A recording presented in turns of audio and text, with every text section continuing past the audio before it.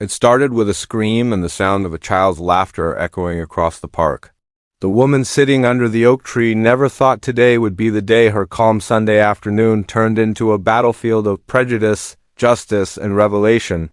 If you believe in truth over assumptions, stay till the end. And hey, before we dive in, hit that subscribe button and turn on notifications, because stories like this deserve to be seen, shared, and remembered. The afternoon sun stretched long fingers of gold across the sprawling grass of Glenridge Park, one of those suburban sanctuaries where families came to breathe for a few hours before Monday swallowed them again. Children chased kites, dogs barked, and parents hovered by the playground, half watching, half scrolling. Among them sat Tanya Brooks, a 32-year-old single mother dressed in jeans and a maroon hoodie, her curly hair tucked under a baseball cap. Beside her, her 7-year-old son, Malik, laughed wildly as he tried to get his soccer ball past a group of older boys. Tanya smiled. It had been months since she'd seen him this carefree. He'd been having nightmares since the move, whispers of a father he barely remembered, a neighborhood that didn't feel safe anymore. This park was their reset button. But peace was always temporary. Across the street, a police cruiser idled at a light, 2 officers inside watching the scene unfold. The one behind the wheel, Officer Derek Henson, squinted toward the woman on the bench. Something about her, or maybe just the color of her skin in a neighborhood like this, caught his attention. His partner, Officer Kelly Moore, followed his gaze. "Another loitering call waiting to happen?" she asked dryly. Henson smirked. "Nah, just something off about her. She's been sitting there for a while, alone, hoodie up, no stroller, no group. Could be casing cars, could be high." "You know how it goes," Kelly exhaled slowly. "You're reaching again, Derek. It's a park." "She's watching her kid." "Yeah?" He tilted his head. "Then why's she looking around like that?" Tanya wasn't looking around suspiciously. She was scanning her surroundings the way years of training had taught her to. No detail escaped her. The man pretending to read a newspaper but glancing at the women jogging past, the teenage couple arguing by the bike rack, the 2 officers in the cruiser who'd been parked there far too long. She knew surveillance behavior when she saw it. She adjusted her cap slightly, her eyes flicking once more toward the cruiser. They thought she didn't notice. "Malik!" she called out. "Stay where I can see you, baby." "Yes, Mommy," he shouted, breathless from running. The wind picked up, carrying the smell of cut grass and street food from a vendor nearby. Tanya checked her phone. 3 missed calls from an unknown number. She ignored them. She wasn't supposed to be reachable today. Henson finally turned on the cruiser's lights. Kelly frowned. "You're not serious." "Just a quick talk," he said. "Better safe than sorry." Tanya saw the flashing lights before she heard the crunch of tires over gravel. Malik froze on the field, watching as the 2 officers stepped out of the car and started toward his mother. His chest tightened. He'd seen this scene before, on TV, on his street, sometimes in the mirror of his own fear. Tanya stood as they approached, keeping her hands visible and calm. She smiled slightly, though her eyes stayed sharp. "Afternoon, officers," she said, her voice smooth, professional, even. "Ma'am," Henson began, his tone clipped. "We got a call about some suspicious activity in the park." "You wouldn't happen to have seen anything unusual, would you?" Her brows furrowed slightly. "Suspicious activity?" "No, just me and my son enjoying the day." Kelly shifted uncomfortably beside him. "We didn't actually get a call," she admitted. "Just doing a welfare check." Tanya's lips twitched. "A welfare check? On a mother watching her child?" Henson's hand rested casually near his holster. "We just need to ask a few questions." "You live around here?"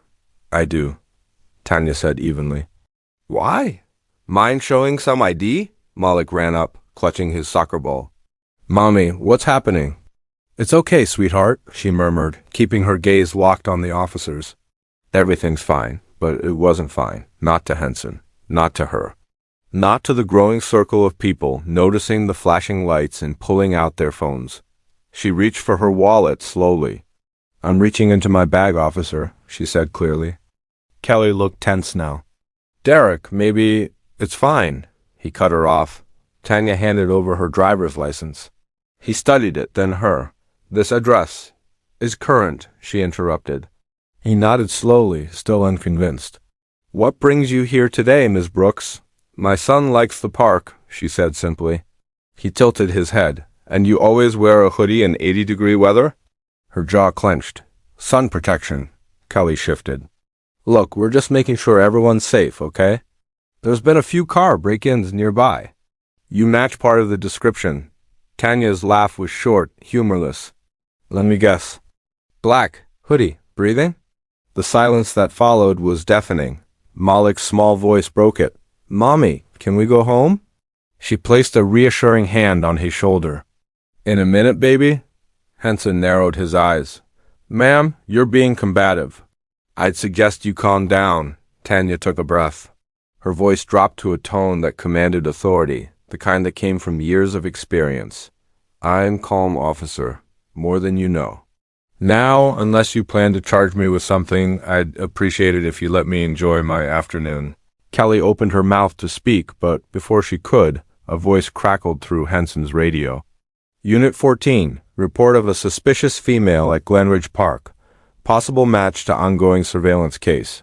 Proceed with caution. Both officers froze. Tanya blinked once. You've got to be kidding me, she muttered. Henson's hand hovered near his gun again. Ma'am, I'm going to need you to step aside. Kelly frowned. We don't even have confirmation she's the suspect. Step aside, Henson barked. Malik clung to his mother, trembling. Mommy! And that's when it happened. Tanya's demeanor changed instantly. Her body language shifted from defensive to commanding. She stepped forward, eyes cold, voice low. Officer Henson, she said evenly. You're about 5 seconds away from making the biggest mistake of your career. He sneered. Is that a threat? No, she replied. That's a fact. She reached into her hoodie pocket, and Kelly gasped. Don't. Tanya pulled out a black leather wallet and flipped it open. The gold badge glinted under the sunlight. Federal Bureau of Investigation. Special Agent Tanya Brooks. Both officers froze. Henson's jaw went slack. Kelly blinked. You're FBI? Yes, Tanya said coolly. Counterterrorism Division. And unless this park has suddenly become a national security threat, you're about to explain why you harassed a federal agent in front of her child. For a moment, nobody moved. The crowd around them murmured louder now, some recording, others whispering in disbelief. Henson stammered. We were just, following up. On what? She snapped. A black woman sitting alone? Or a mother who doesn't fit your idea of what belongs in this neighborhood? His throat tightened. He opened his mouth, but no words came out. Tanya took a step closer, her eyes never leaving his. You wanted suspicious behavior? She said. Try profiling a federal agent while half the city watches. Kelly looked mortified. Agent Brooks, I'm so sorry I didn't save it, Tanya said sharply. Next time, trust your instinct, not your partner's prejudice. Malik tugged on her sleeve. Mommy, can we please go now? Yes, baby, she said softly, scooping up his soccer ball. We're done here. She turned to leave, but her phone buzzed again. The same unknown number. She answered this time, her tone instantly shifting. This is Brooks. The voice on the other end was tight, serious. Agent Brooks, this is Director Mason. We've got a situation, one you might already be tangled in. Someone just used your credentials online. Stay where you are. We're sending a team. Her stomach dropped. She glanced at the officers, who still stood frozen in place. Copy that, she said quietly. As she hung up, the breeze carried the sound of distant sirens, not police, but unmarked black SUVs. Whatever was happening, it wasn't over. And the two officers who just tried to humiliate her? They were about to find out that they hadn't just profiled a mom. They'd walked straight into the middle of an FBI sting. The air had shifted. What had been a warm autumn afternoon was now thick with tension, like the moment before a storm breaks. The park was no longer filled with laughter and chatter. People stood at a distance, whispering, recording, and wondering why a line of unmarked black SUVs was rolling toward the playground. Tanya Brooks stood motionless beside the picnic bench, her badge still glinting at her side. Malik clung to her leg, wide-eyed. The two officers, Henson and Kelly, exchanged confused glances, the weight of what they'd done slowly settling in. 3 SUVs stopped in formation, one directly in front of her, 2 flanking its sides. Men and women in dark suits stepped out, each with a calm, practiced precision that only years of federal training could produce. The lead agent, Director Mason, emerged last, his silver hair gleaming in the sunlight. His expression was unreadable, but his eyes were sharp, calculating every detail. "Tanya," he said simply. "Director," she replied, her tone all business now. Mason's gaze flicked to the 2 uniformed officers, then back to Tanya. "We need to talk, privately." Tanya nodded, kneeling to whisper to Malik, "Baby, I need you to stay right here with this nice officer, okay?" She looked at Kelly, her eyes softening just slightly.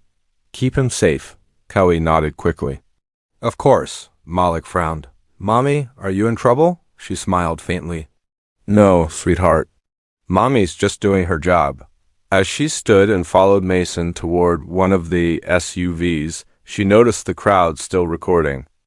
Her instincts screamed that this was bigger than a misunderstanding. It wasn't just about race or prejudice anymore.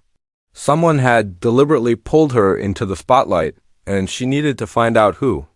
Inside the SUV, the air conditioning blasted cold. Mason closed the door behind them.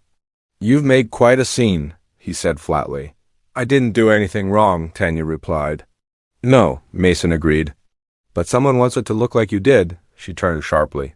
"Explain." He handed her a tablet. On the screen was a news alert from a local outlet.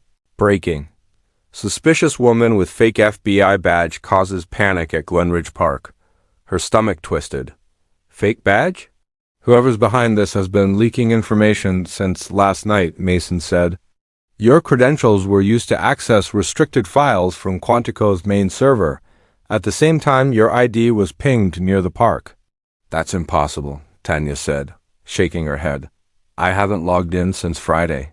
"Someone's cloning my credentials," Mason nodded grimly.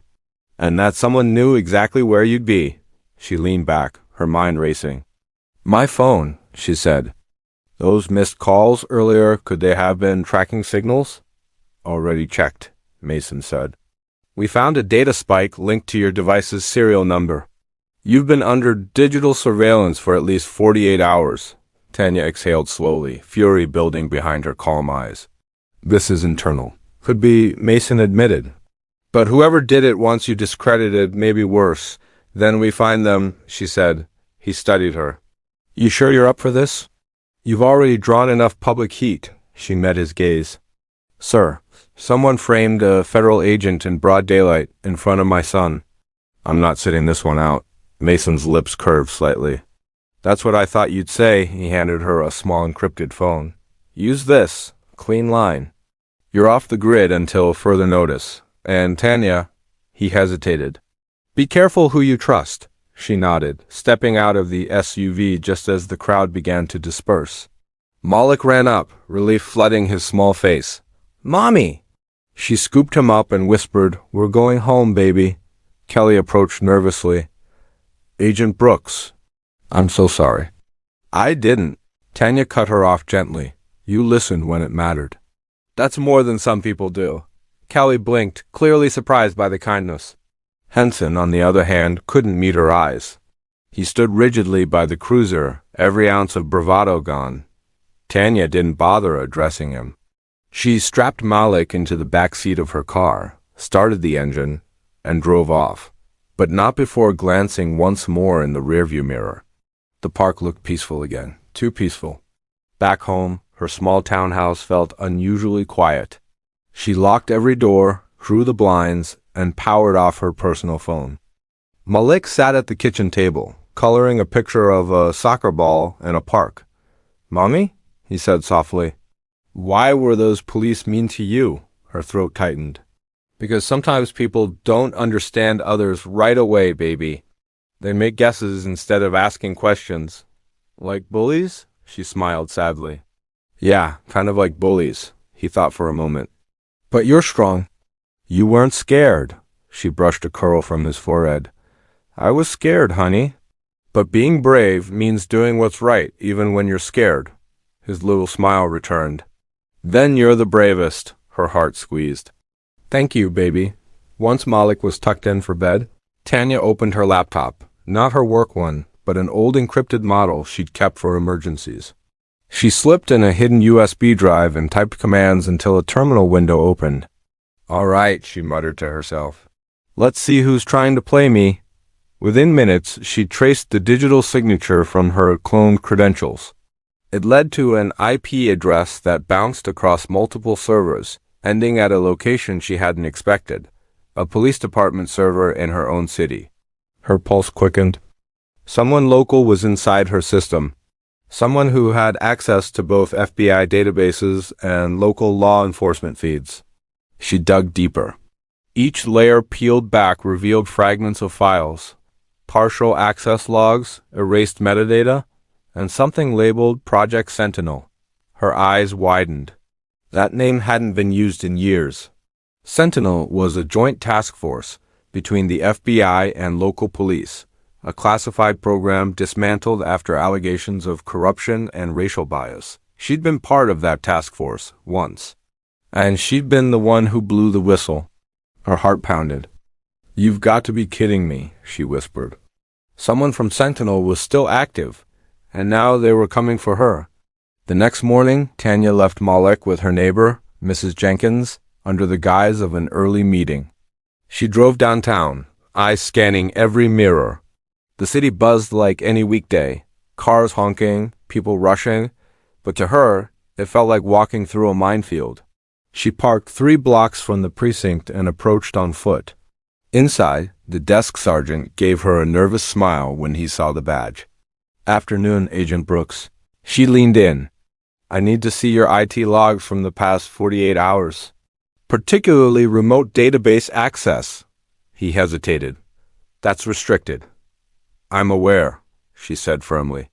Consider this an active federal inquiry. Minutes later, she was in a small office lined with monitors. A young tech officer tapped at his keyboard nervously. Ma'am, looks like there was a remote login around the same time your credentials were used.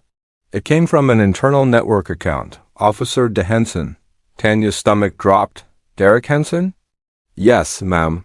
She stood still for a moment, fury and disbelief warring inside her.